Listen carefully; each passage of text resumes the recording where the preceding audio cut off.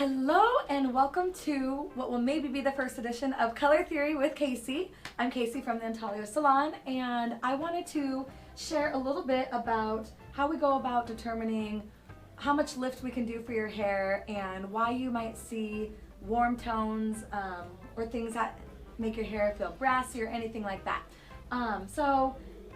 Hopefully, I have a lot of guests that ask these questions, and I was hoping that this could help some people out there that want to color their hair and determine whether or not what they're going for is going to work in one session, or maybe it will take multiple.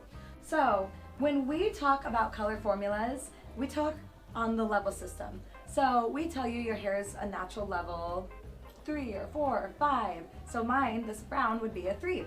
So if you look on here, level 1 would be black, and level 10 would be the lightest natural blonde. So we're talking natural tones. This isn't anything with color on it.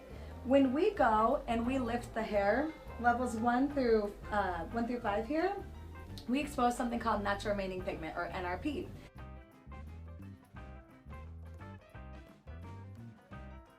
And when you're lifting anyone from level 1 black up until level 5, which is a medium brown, you're exposing their natural remaining pigment, which is red.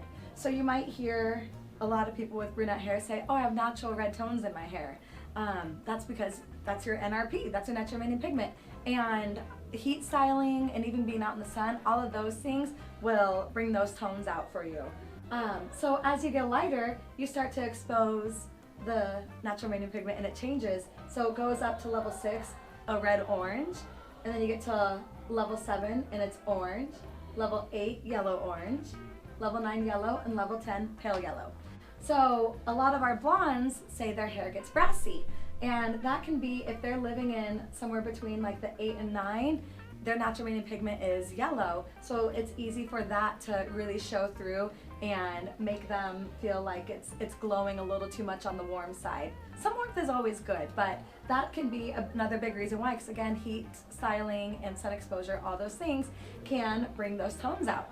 So when we are coloring hair, we determine what your end result's going to be based on our consultation with you. If you want to be a rich chocolate brown, but you want it to be warm, but not red warm, we have to sit there and make a formula specific for you, knowing that we're going to be dealing with red natural remaining pigment in there, no matter what we do.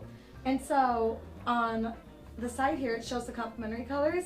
If you don't want to see red, you've got to use a complementary color for that in the color wheel, and it comes down to putting green in the formula.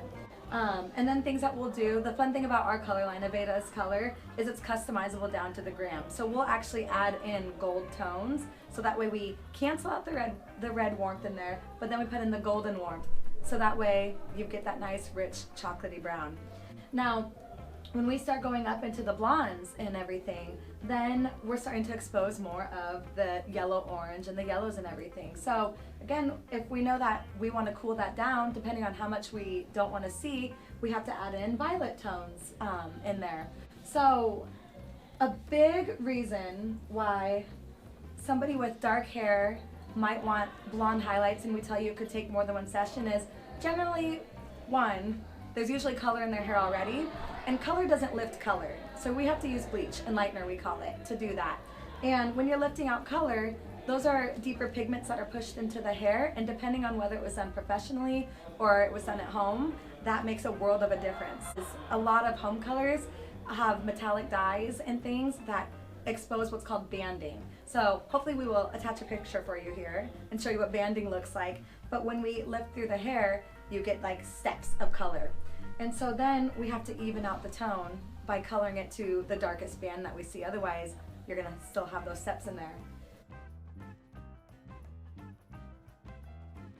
Now when it comes to fashion colors, think of it like coloring on a piece of paper. If you wanted to have like a pastel pink color in your hair, and you had a yellow piece of paper, and you had a white piece of paper, and you had a brown piece of paper, and you took a pink marker and you color it on each of those, which one would actually show up more of that true pink? It would be the white paper, right?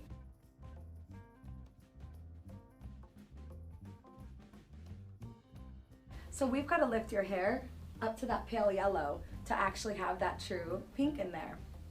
And if you've got darker hair, that's a lot of levels of lift. Now, some people, their hair, depending on their length, depending on the integrity, we can actually get some 5-6 levels of lift sometimes in one session.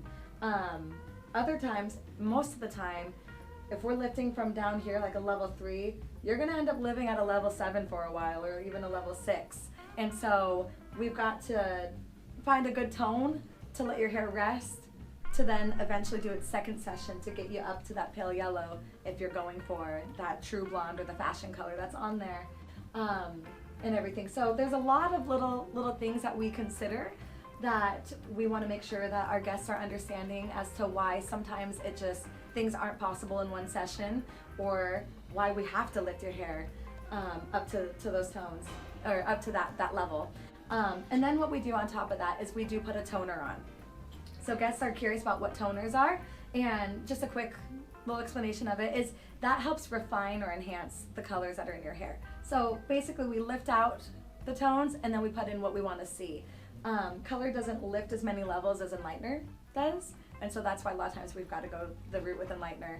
Or if there is pre-existing color in the hair, again, color doesn't lift color, so we do have to use enlightener to lift that out. So I hope this helps though explain to you a little bit why you might see certain tones in your hair, or why, depending on what your goal is, we might have to find kind of a good medium tone to get in to rest at while we get you to wherever your goal is. And depending on the integrity of your hair, sometimes things just aren't necessarily realistic to get to, or they require a lot of maintenance, which we will talk about in another color theory video. So please leave any questions below. Would love to see if you have anything that you're wondering, or any other questions that you have for color theory, because I'd love to make a video on it and explain it for you. So thanks for watching.